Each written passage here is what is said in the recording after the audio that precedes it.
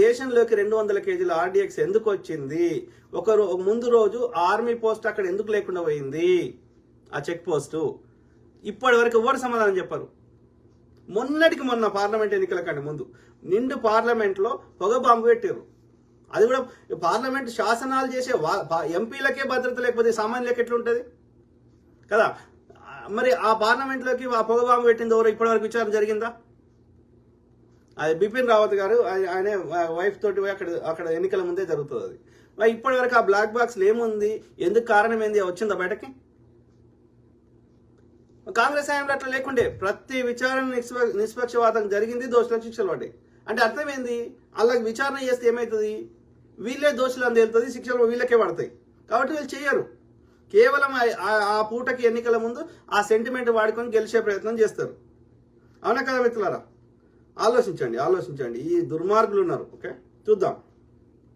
ఇది జమ్మూ కాశ్మీర్ పహల్గామ్లో జరిగిన ఉగ్రదాడిని నేను తీవ్రంగా ఖండిస్తున్నాను. ఇది పాకిస్తాన్ చేయించడానికి ఆస్కారం ఉంది. ఎందుకంటే ఆ JD Vance America vice president వస్తున్నాడు కాబట్టి ఇప్పుడు చేస్తే అది ఎక్కువ అటెన్షన్ వస్తుంది కాబట్టి దెర్ ఇస్ ఎ పాసిబిలిటీ. కానీ అదొక్కటే కాకుండా నాకు ఈ బీజేపీ ఆర్ఎస్ఎస్ల మీద, ఈ మోడీ మీద కూడా డౌట్ ఉంది. ఓకే, ఇది జమ్మూ కాశ్మీర్లో ఉగ్రదాడి ఖండించిన అసదుద్దీన్ ఓవైసీ, జమ్మూ కాశ్మీర్లో అమిత్ షా అత్యున్నత సమీక్ష చర్యలు. వాళ్ళు నువ్వు నిష్పక్షపాతంగా విచారణ చేసినప్పుడు లెక్క. ఏది యొక్క మరి ఇప్పుడు కాంగ్రెస్ అంటివి, కాంగ్రెస్ కాబట్టి వాడు యొక్క విచారణ వాడి మీద బురద తల్లుతుంది.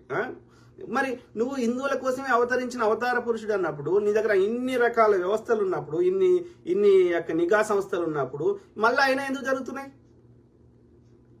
ఆలోచించండి. విచారణ ఎందుకు జరుగుతలేదు? దోషులకు ఎందుకు శిక్షలు పడతలేవు? అంటే సెంటిమెంట్ను వాడుకుందాం. ఓకే, అర్థమవుతుందా? ఇది ఇక అవి కాకుండా ఎన్ని జరిగినాయి ఇప్పటివరకు? పుల్వామా దాడి, మాలేగావ్, కోరేగావ్, భీమేగావ్, ముంబై దాడులు, పార్లమెంట్ మీద దాడి, కార్గిల్ యుద్ధము, కాశ్మీర్ పండిట్ల మీద దాడులు, మణిపూర్ల గొడవలు, గ్రాహం స్టెయిన్స్ హత్య, పండ్ల వ్యాపారం మీద దాడులు, హిజాబ్ గొడవలు, మసీదుల ముందుకు పోతారు, జై శ్రీరామ్ అంటారు, ముస్లిం మహిళలను పట్టుకొని హోలీ పూస్తారు. ఇక మణిపూర్ ఎన్ని రోజులు ఇప్పటివరకు మణిపూర్ మీద ఒక్కసారి ఎవరైనా మాట్లాడిరా హోంశాఖ మంత్రిగా? వీళ్ళు రాగానే బీజేపీ పాలనలోనే ఎందుకు జరుగుతాయి? ఎందుకు దోషులకు శిక్షలు పడాయి? ఆలోచించండి దయచేసి. గుళ్ళు కూల్చడాలు ఇట్లా ఒకటా రెండా? మళ్ళీ ఒక్కదానికి విచారణ జరగదు. ఇది సో ఆ క్రమంలో ఇది వీళ్ళు గొప్ప చెప్తారు కదా, వీళ్ళ కాలంలో అటాక్ జరగలేదు, అన్ని కాంగ్రెస్ హయాంలో జరిగినాయని. కాంగ్రెస్ హయాంలో చేసింది ఇల్లే. ఓకే, కానీ అక్కడ దోషులకు శిక్షలు పడ్డాయి, మళ్ళీ కాకుండా చర్యలు తీసుకున్నాం. కానీ ఇప్పుడు చూడు, ఇప్పుడు తమిళనాడులో ఎన్ని ఎక్కువ దాడులు జరుగుతున్నాయా? బీజేపీ పాలిత రాష్ట్రాల్లో ఎక్కువ దాడులు జరుగుతున్నాయా? మీరే చెప్పండి, కామన్ సెన్స్ వాడండి. టెర్రర్ అటాక్స్ అంటారు మోడీ ప్రధాని అయినాక ఎక్కడెక్కడ జరిగినాయి? ఇగో 2014లో అస్సాంలో జరిగింది, బెంగళూరులో జరిగింది బెంగళూరు బాంబు, తర్వాత జమ్మూ కాశ్మీర్లో జరిగింది, అక్కడ 6 ఎప్పుడు అస్సాంలోనేమో 85 మంది చచ్చిపోయారు, బెంగళూరులో 1 చచ్చిపోయారు, జమ్మూ కాశ్మీర్లో 6 చచ్చిపోయారు. 2015లో మణిపూర్లో 176 మంది చచ్చిపోయారు. తర్వాత 2015లో గుర్దాస్పూర్ అటాక్ ఇన్ డీనాపూర్, ఇది గుర్దాస్పూర్ పంజాబ్లో 10 మంది చచ్చిపోయారు. 2016లో పఠాన్కోట్ అటాక్, ఏది పఠాన్కోట్, తర్వాత 7 చచ్చిపోయారు. తర్వాత పాంపోర్ అటాక్, పాంపోర్ అక్కడ ఏది 2016లో 8 మంది చచ్చిపోయారు. తర్వాత కోక్రాఝర్ షూటింగ్, ఏది అస్సాంలో 14 మంది చచ్చిపోయారు 2016లో. తర్వాత 2016లో యూరి అటాక్, ఇది జమ్మూ కాశ్మీర్లో 23 మంది చచ్చిపోయారు. తర్వాత బారాముల్లా 2016లో ఏది 5 చచ్చిపోయారు జమ్మూ కాశ్మీర్. తర్వాత 2016లో హంద్వారా అటాక్, ఎక్కడది రాష్ట్రీయ రైఫిల్స్ క్యాంప్ జమ్మూ కాశ్మీర్. తర్వాత ఎంతమంది కౌంట్ లేదు ఇక్కడ. సో తర్వాత 2016లో నగ్రోటా ఆర్మీ బేస్ జమ్మూ కాశ్మీర్ 10 మంది చచ్చిపోయారు.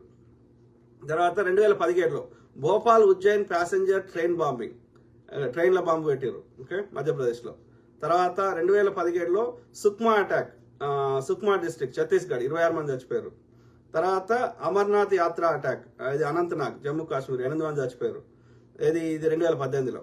తర్వాత 2018లో సుక్మా అది చెప్పిన. తర్వాత పుల్వామా అటాక్ 2019లో 46 మంది చచ్చిపోయారు జమ్మూ కాశ్మీర్, ఓకే. తర్వాత ఇది 2019లో జమ్మూ బస్ స్టాండ్ దగ్గర జమ్మూ సిటీ కాశ్మీర్ 3 చచ్చిపోయారు. 2019లో దంతేవాడ ఛత్తీస్గఢ్ 5 చచ్చిపోయారు. తర్వాత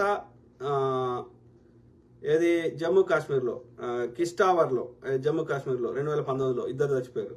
తర్వాత గడ్చిరోలి నక్సల్ బాంబింగ్ మహారాష్ట్ర ఇది దక్కన్ ప్లాటో 16 మంది చచ్చిపోయారు. తర్వాత కశ్మీర్ అటాక్ ఇది అవంతిపుర 2019లో 6 చచ్చిపోయారు. సుక్మా మావోయిస్ట్ అటాక్ ఛత్తీస్గఢ్ 17 మంది చచ్చిపోయారు. ఇది 2020లో. 21 సుక్మా బీజాపూర్ అటాక్ సుక్మా డిస్ట్రిక్ట్ ఛత్తీస్గఢ్లో 22 + 9 అంటే 31 మంది చచ్చిపోయారు. 2023లో ఇలాతూర్ ట్రైన్ ఆర్సన్ బాంబు ఇక్కడ కోజికోడ్ కేరళలో 3 చచ్చిపోయారు. తర్వాత పూంచ్ రాజౌరి జమ్మూ కాశ్మీర్ 5 చచ్చిపోయారు 2023లో. దంతేవాడ బాంబు ఇది 11 మంది చచ్చిపోయారు ఎప్పుడు 2023లో.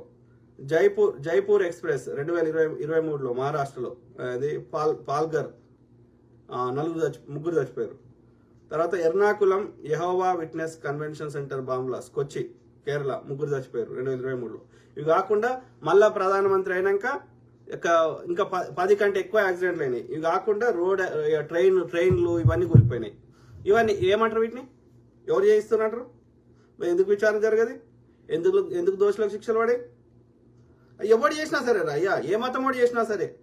ఇవి కాకుండా ఇక బిల్కిడ్స్ బానోది ఏంది, గోద్రా సంఘటన ఏంది, ఇవన్నీ మనకు తెలిసినాయి కదా, రైట్? ఇంకా నేను డీప్గా అవన్నీ చూపెట్టుకోండి చెప్తాను. ఇక పొగ బాంబు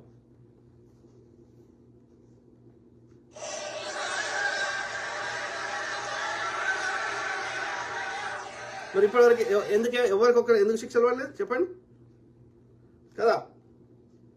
అంటే ఇది వాళ్ళ ఫెయిల్యూర్స్ నుంచి ప్రజల దృష్టి మరల్చడానికి ఇక వీళ్ళే చేయిస్తారు, మళ్ళీ వేరే వాళ్ళని చూపెడతారు.